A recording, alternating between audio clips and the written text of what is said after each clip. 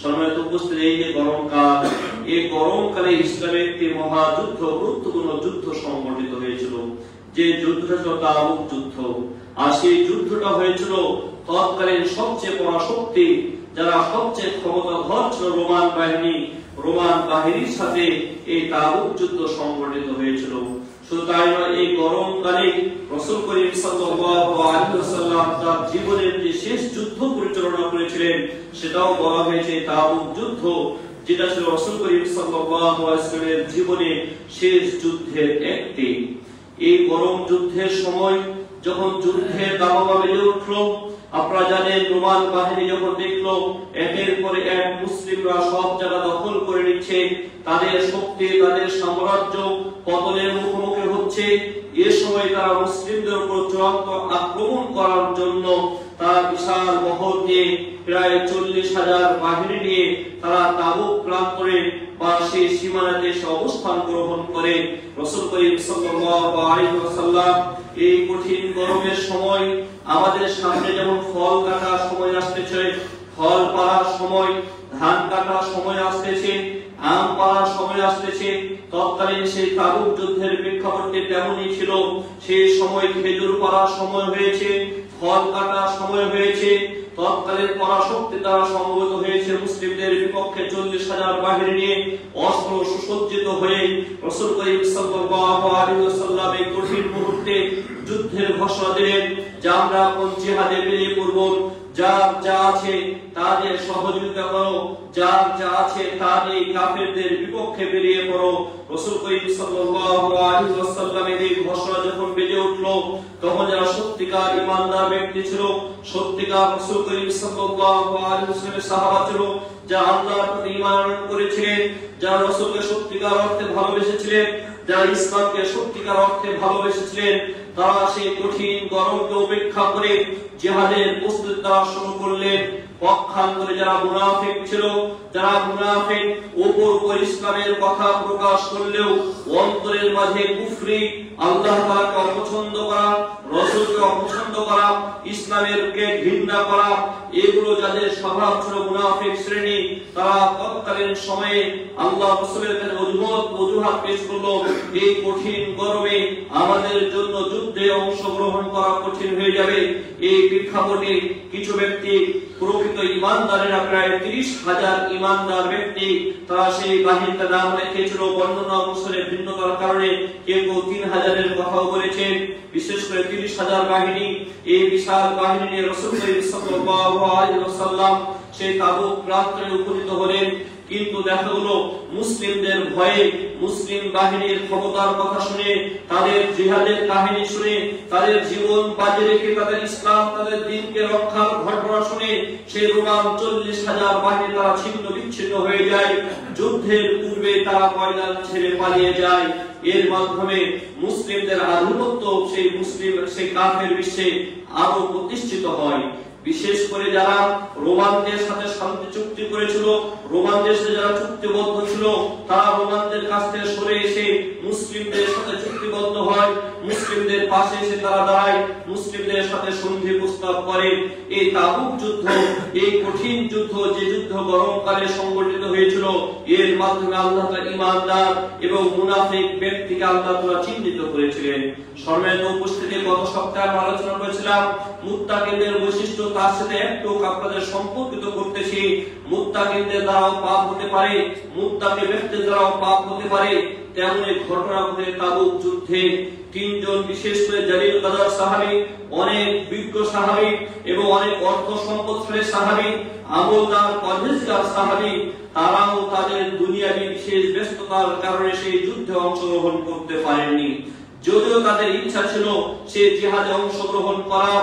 তাদের মধ্যে হচ্ছে কাব বিন মালিক রাদিয়াল্লাহু তাআলা আনহু, তিনি বলছেন, অন্য কোন সময় আমি এত বেশি স্বাবলম্বী ছিলাম না, তাবুক যুদ্ধের সময় আমার যত সচ্ছলতা ছিল, তাবুক যুদ্ধের সময় আমার যত সুন্দর বাহন ছিল, অন্য কোন সময় আমার এত সুন্দর বাহন ছিল না।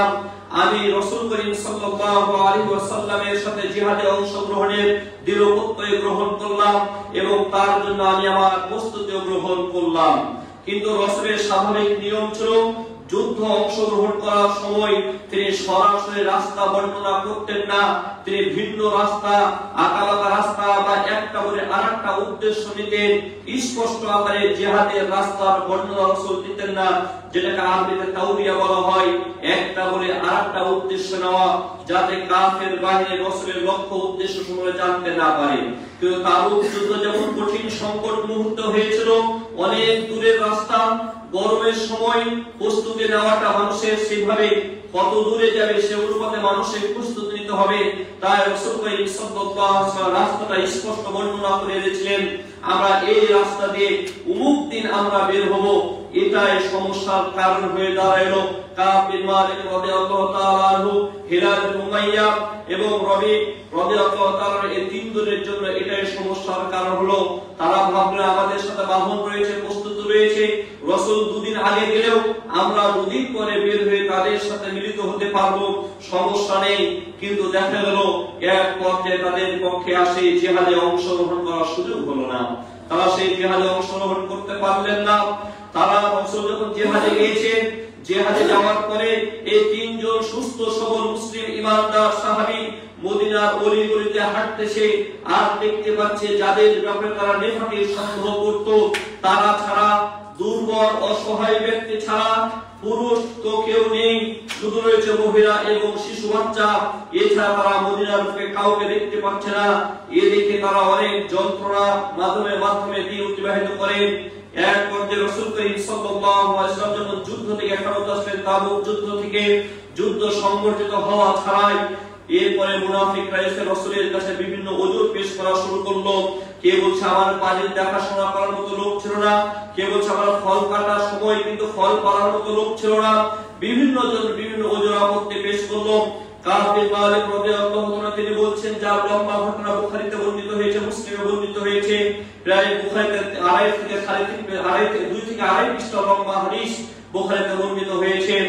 কাব বিন মালিক রাদিয়াল্লাহু তাআলা তিনি বলছেন, আমি এত সুন্দর করে কথা উপস্থাপন করতে পারতাম, রাসূলের সামনে পেশ করলে রাসূল নিশ্চিত রূপে বুঝতে পারতেন আমি সত্যবাদী, আমি মিথ্যা কথা বলছি না। কিন্তু আমি আল্লাহ তাআলাকে ভয় করে সেই কথা সুন্দরভাবে মিথ্যা উপস্থাপন করাতে বিরত থাকলাম।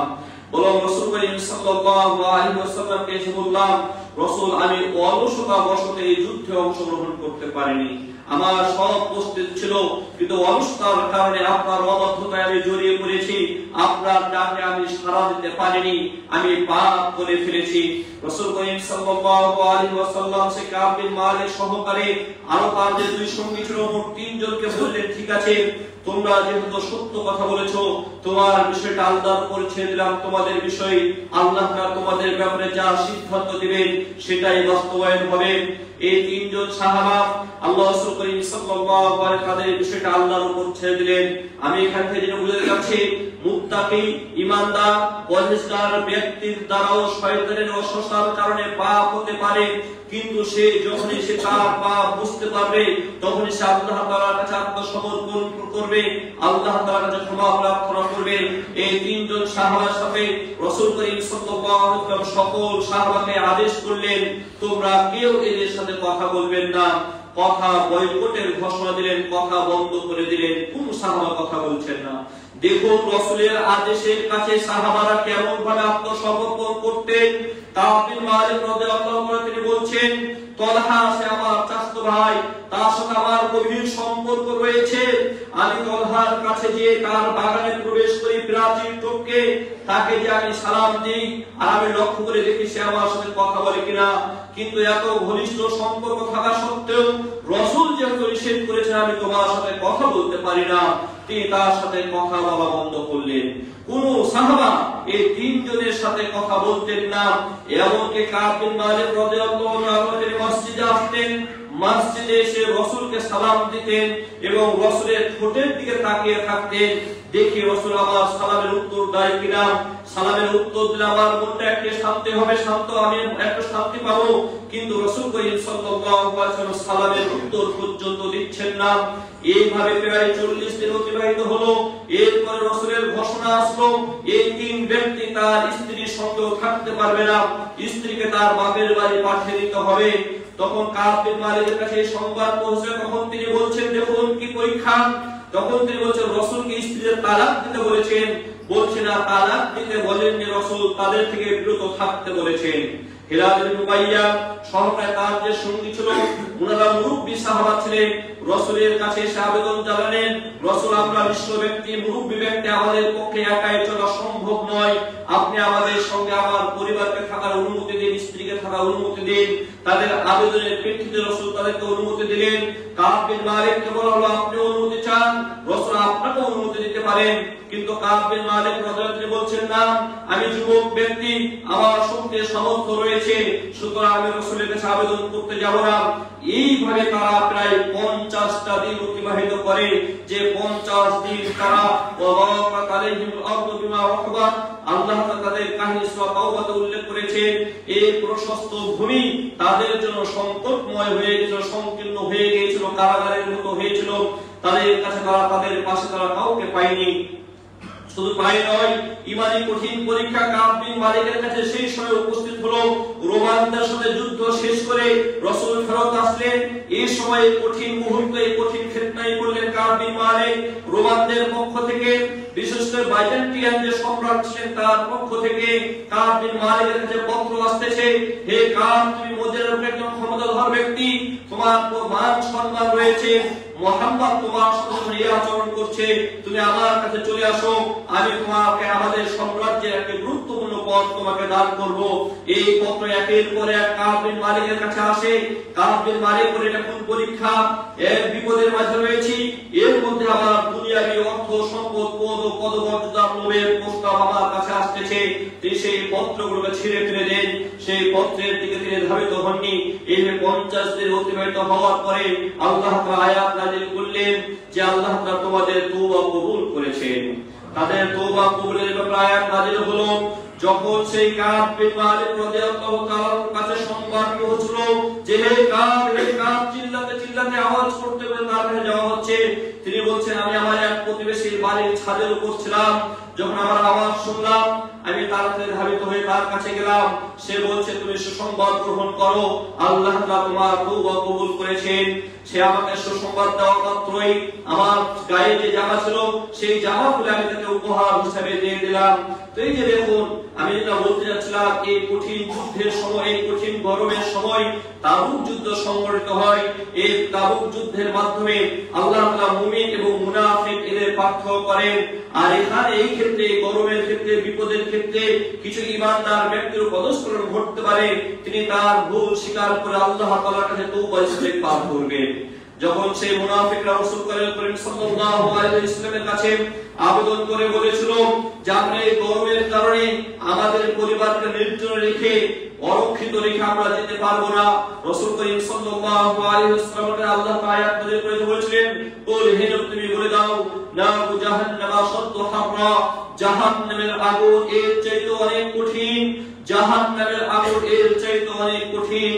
আজকের যে গরম, একটু চিন্তা করে দেখুন, এই গরম অবস্থায় আপনাকে যদি বলা হয় খালি পায়ে, খালি শরীরে, খালি পায়ে, খালি মাথা, শরীরে জামাবিহীন অবস্থায় আপনি উত্তপ্ত রোদে দাঁড়িয়ে থাকুন, আপনার পক্ষে কতটুকু সম্ভব হবে, কতটুকু আপনি পারবেন?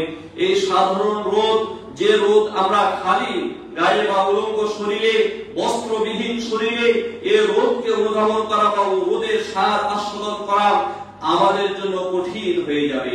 খালি পায়ে উত্তপ্ত সেই মরুর বুকে, রাস্তার বুকে দাঁড়িয়ে থাকা আমাদের পক্ষে সম্ভব হবে না। তবে চিন্তা করে দুনিয়ার আগুন, এই আগুনের অবস্থা যদি এরকম হয়, তাহলে সেই পরকালীন যে আগুন, জাহান্নামের যে আগুন, তার অবস্থা আরো কত ভয়াবহ হবে।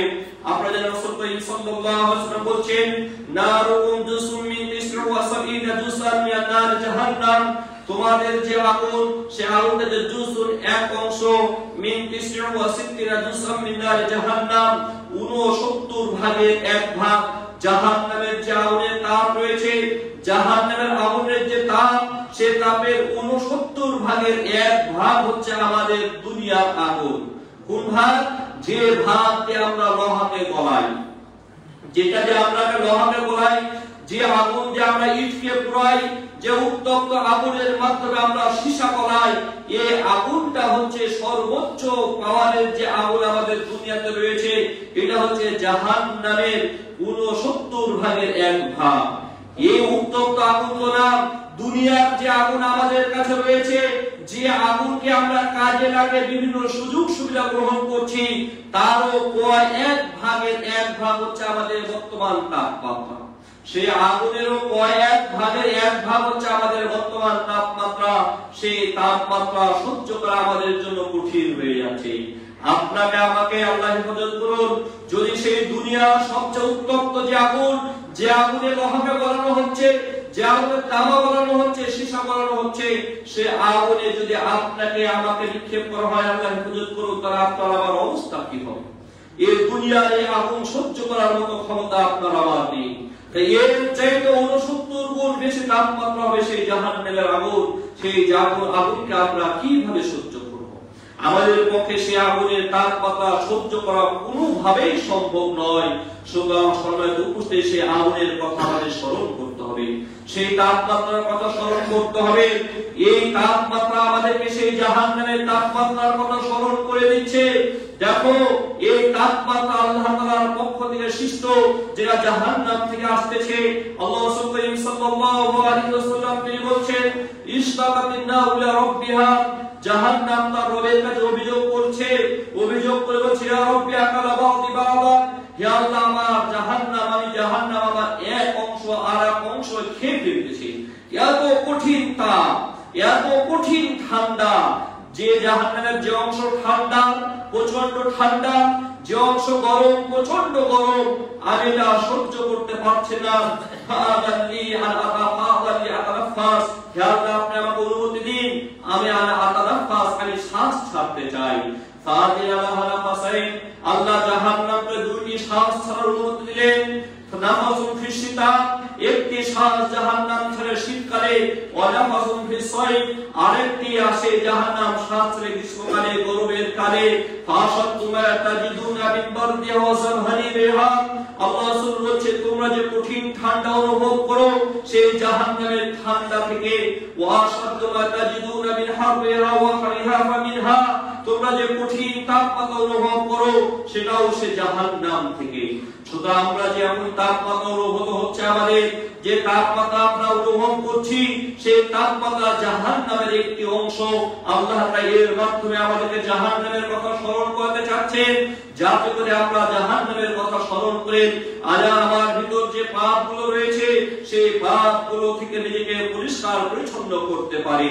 নিজের ভিতর যে আমলের ঘাটতি রয়েছে, সেই আমলগুলোকে নিজের জীবনে যেন স্থান দিতে পারি, এই উদ্দেশ্যে আল্লাহ তাআলা এই কঠিন তাপমাত্রার মাধ্যমে তিনি আমাদেরকে জাহান্নামের কথা স্মরণ করিয়ে দিয়ে এর মাধ্যমে ঈমানদার ব্যক্তিদেরকে তার রাস্তায় ফিরিয়ে নিয়ে আসা আল্লাহ তাআলা একটি বার্তা দিচ্ছে, একটি সংবাদ দিচ্ছে।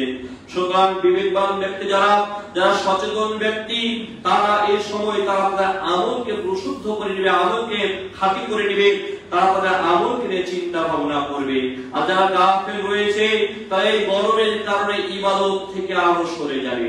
আমাদের সমাজে অনেক ব্যক্তি ছিলেন যারা অন্যান্য সময়ে 5 ওয়াক্ত সালাত জামাতে আদায় করতেন, কিন্তু গরমের কারণে যোহরের সালাত, আসরের সালাত জামাতে আদায় করা সম্ভব হচ্ছে না। অর্থাৎ এই গরমের কারণে নিজেকে ইবাদত থেকে সরিয়ে ফেলেছেন। আবার কিছু ব্যক্তি রয়েছেন যারা নিয়মিত নফল সিয়াম আদায় করতেন, এই গরমের কারণে নফল সিয়াম থেকে নিজেকে বিরত রেখেছেন। কিন্তু না, এর মাধ্যমে আমাদেরকে এই ভালো কাজটাকে পরকালের জাহান্নামের নাজাতের ওসিলা হিসেবে আমাদের করার চেষ্টা করতে হবে। আপনি ওমর রাদিয়াল্লাহু তাআলা তিনি একদিন সফরে রয়েছেন, সফরে থাকা অবস্থায় তিনি এক জায়গায় তাঁবু গাড়লেন। তাঁবু গাড়ার পরে তিনি খাবার খেতে বসেছেন। খাবার খেতে বসার সময় সেখান দিয়ে এক রাখাল ছাগল হাতে নিয়ে যাচ্ছে। সে রাখালকে আপনি ওমর ডাকলেন, বলে, আসো তুমি আমাদের সাথে খাবার গ্রহণ করো।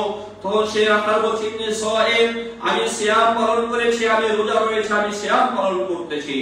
আপনি ওমর রাদিয়াল্লাহু তাআলা বলছেন, আন্তা তাসুমু ফি হাযাল হারবে, তুমি এই কঠিন উত্তপ্ততার মধ্যে, এই কঠিন তাপের মাঝে, এই কঠিন রোদের মাঝে সিয়াম পালন করছো, আর ছাগল চড়াচ্ছ যেখানে তোমার ছায়া নেওয়ার কোনো ব্যবস্থা নেই। তখন তিনি বলছে, ইন্নী ওয়াদিরু বিআইয়ামিল খালিয়া, আমি আমাকে নিজেকে নিয়ে সেই নির্জন এমন জায়গাতে দ্রুত নিয়ে যাওয়ার চেষ্টা করছি যেখানে শুধুমাত্র আল্লাহ সুবহানাহু ওয়া তাআলা তিনি আমার হিসাব গ্রহণ করবেন, দুনিয়ার কেউ আমার কোনো উপকারে আসতে পারবেন না। সেই জায়গার জন্য আমি প্রতিযোগিতা করছি, সেখানে আমি আমার আমল নিয়ে উপস্থিত হতে পারি। আর এই কঠিন গরমে সিয়াম পালনের মাধ্যমে আমি যেন সেদিন সেই কঠিন গরমে আমি আল্লাহ তাআলার কাছে এর বিনিময় পাই, এই উদ্দেশ্যে আমি সিয়াম পালন করছি। ওমর বিন আব্দুল আজিজ রাহিমাহুল্লাহ তিনি লক্ষ্য করে বলছেন, দেখো তোমরা তোমাদের প্রস্তুতি গ্রহণ করো, যসল্লি রাকাতাইনি ফি যুলমাতিল কবরে, তুমি অন্ধকার রাতে 2 রাকাত সালাত আদায় করবে কবরের অন্ধকারকে স্মরণ করে।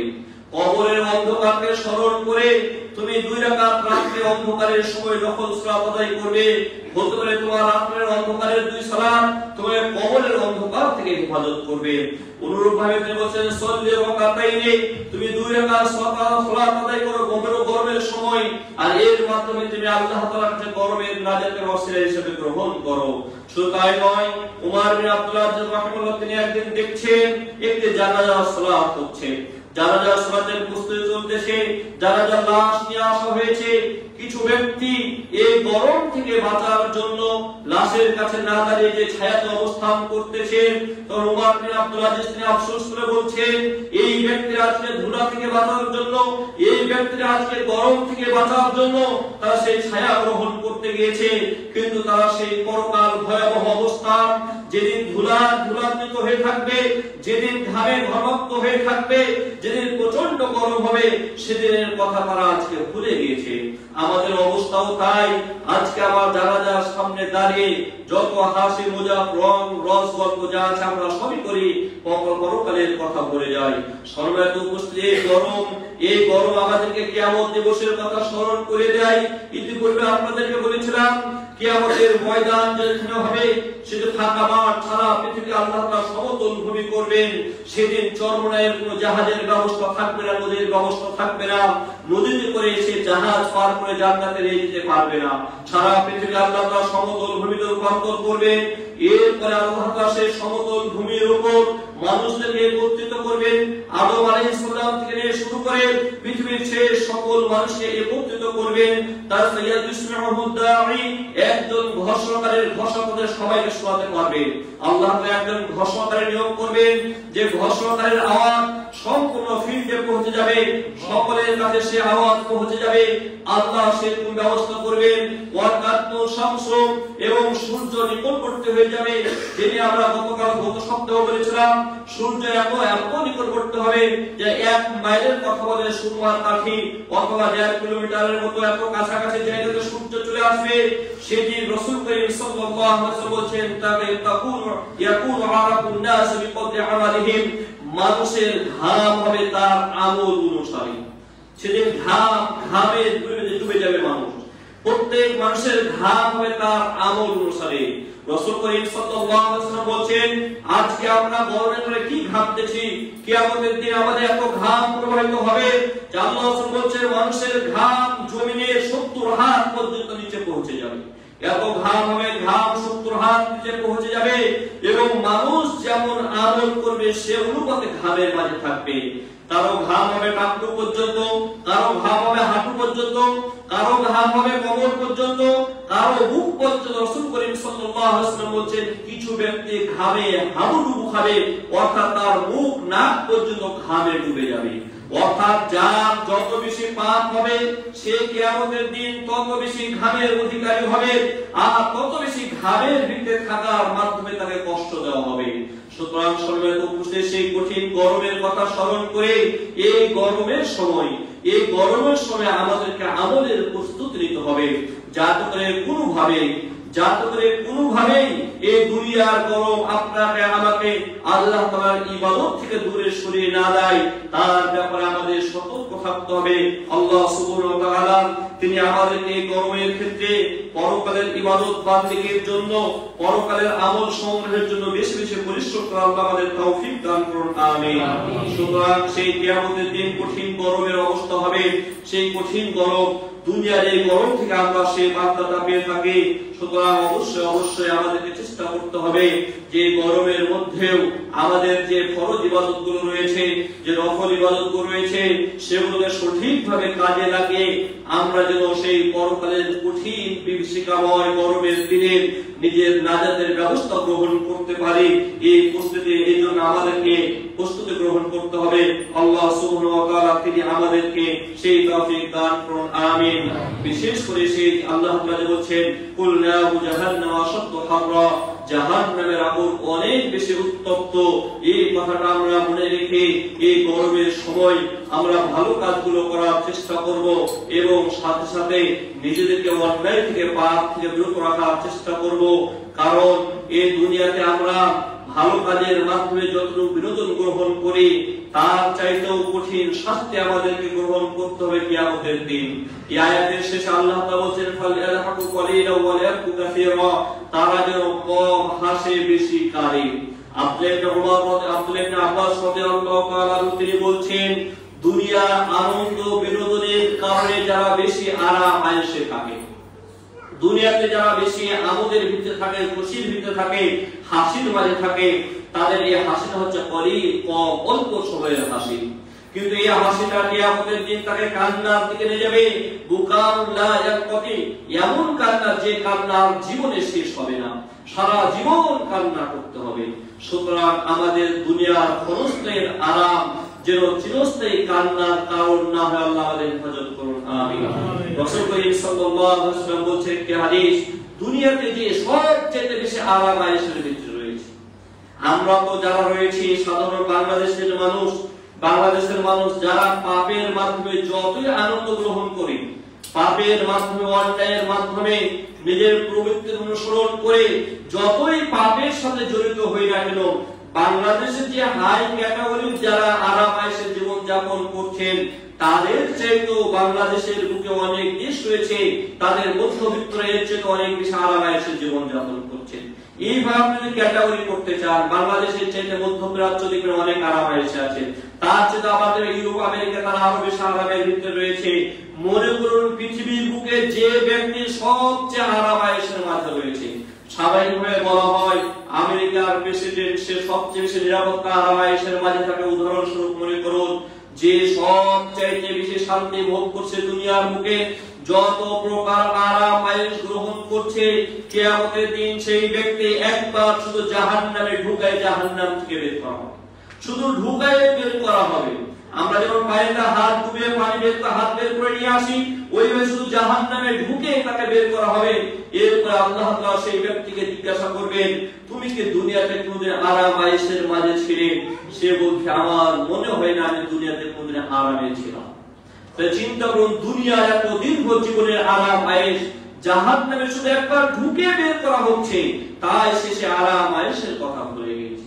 পক্ষান্তরে দুনিয়াতে যারা ধর্ম পালন করার কারণে, ইসলাম মেনে চলার কারণে সবচেয়ে কষ্টের জীবন যাপন করেছে, নিজের জীবনের আরাম আয়েশকে বিসর্জন দিয়েছে, কোরআন এবং শরীয়তের কাছে আত্মসমর্পণ করার কারণে সবচেয়ে কষ্টের মাধ্যমে যে ঈমানদার ব্যক্তি জীবন অতিবাহিত করেছে, সেই ব্যক্তিকে জান্নাতে একবার ঢুকে শুধু বের করে আনা হবে।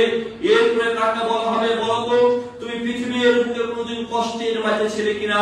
সে বলবে, আমার মনে হয় না আমি দুনিয়াতে কোনদিন কষ্টের মাঝে ছিলাম।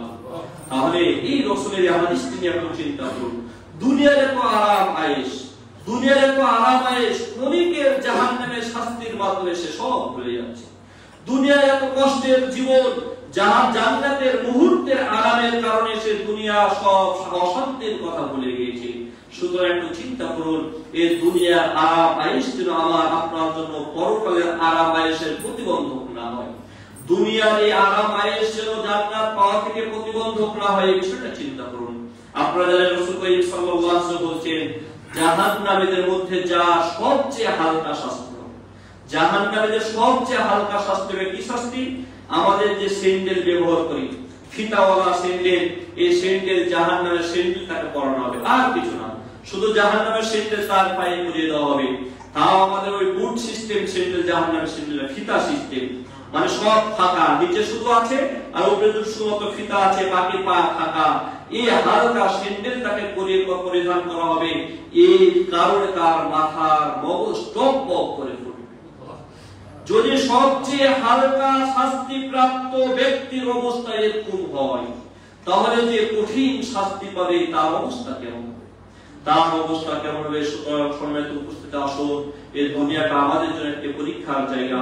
এখানে আমাদের চিরস্থায়ী বসবাসের জায়গা নয়, এটা আরাম আয়েশের জায়গা নয়। সুতরাং এই দুনিয়ার আরাম আয়েশ যেন আপনাকে আমাকে সেই কঠিন জাহান্নামের শাস্তির দিকে না নিয়ে যায়, আপনাকে আমাকে যেন সেই কঠিন ভয়াবহতা শাস্তির দিকে না নিয়ে যায়, বরং এই দুনিয়ার কষ্টের জীবন যেন আপনাকে আমাকে জান্নাতের দিকে নিয়ে যায়। আল্লাহ আমাদের সেরকম জীবন পরিচালনা করার তৌফিক দান করুন, আমিন। আল্লাহ একটি হাদিস বলে খুব বাইতে জানছি, রাসূল বলেছেন, দুনিয়া সিজনুল মুমিন ওয়া জান্নাতুল কাফির। দুনিয়া হচ্ছে মুমিনের জন্য কারাগার, দুনিয়াটা হচ্ছে মুমিনের জন্য কারাগার, ওয়া জান্নাতুল কাফির, কাফিরের জন্য জান্নাত। আপনি আপনাকে মেনে আপনাকে আমাকে চলতে হবে। যদি সেই নিয়ম লঙ্ঘন করি, তার চেয়ে আরো কঠিন কারাগারে আপনাকে আমাকে নিক্ষেপ করা হবে। উড়ুবে দুনিয়াটা মুমিনের জন্য কারাগার, যে যা খুশি সব করতে পারে না, তার মন যা চায় সে সব করতে পারে না। আল্লাহ তাআলার যে বিধান আছে সেই বিধানের কাছে আত্মসমর্পণ করে তাকে চলতে হয়। পক্ষান্তরে জান্নাতের কাফেরদের জন্য জান্নাত অর্থাৎ বাগান, আপনার নিজের বাগানে থাকলে আপনি যা খুশি করতে পারেন, আপনার সব করার অধিকার রয়েছে। এই দুনিয়াটা কাফেরদের জন্য জান্নাত, কাফেররা যা খুশি তাই করতে পারে। এবার চিন্তা করুন, আপনি আমি মুসলিম হওয়া সত্ত্বেও আমার মন যা চাচ্ছে আমি তাই করছি। ইচ্ছা হলে ইবাদত করছি, ইচ্ছা হলে ইবাদত করছি না, ইচ্ছা হলে পাপ কাজ করা, ইচ্ছা হলে পাপ কাজ করছি। যে কোনো পাপ, ছোট হোক বড় হোক, সেই পাপ কাজ করা থেকে নিজেকে বিরত রাখার চেষ্টা করছি না। তা আপনার আমার অবস্থায় কারাগারে থেকে যদি আমি এরকম করি, তাহলে আল্লাহ তাআলা আমাকে আরো কোন কারাগারে পেশ করবেন, নিক্ষেপ করবেন, সেটা আমাদের ভাবার বিষয়। সুতরাং এই গরম জাহান্নামের কথা স্মরণ করে দেয়। এই গরমের মাধ্যমে জাহান্নামের যে কাজগুলো, যে জাহান্নামীদের কাজ, সেই কাজগুলো আমাদের স্মরণ করে দেয়। এই গরম আমাদেরকে আল্লাহ তাআলার কঠিন শাস্তির কথা স্মরণ করে দেয়। এই গরম আল্লাহ তাআলা আমাদের রাগের কথা, আল্লাহ তাআলার রাগের কথা স্মরণ করে দেয়। সুতরাং এই গরমের মাধ্যমে আমরা আল্লাহর রাগকে স্মরণ করে আল্লাহ যে সমস্ত কাজে রাগান্বিত হন সেগুলো থেকে নিজেকে বিরত রাখার চেষ্টা করব।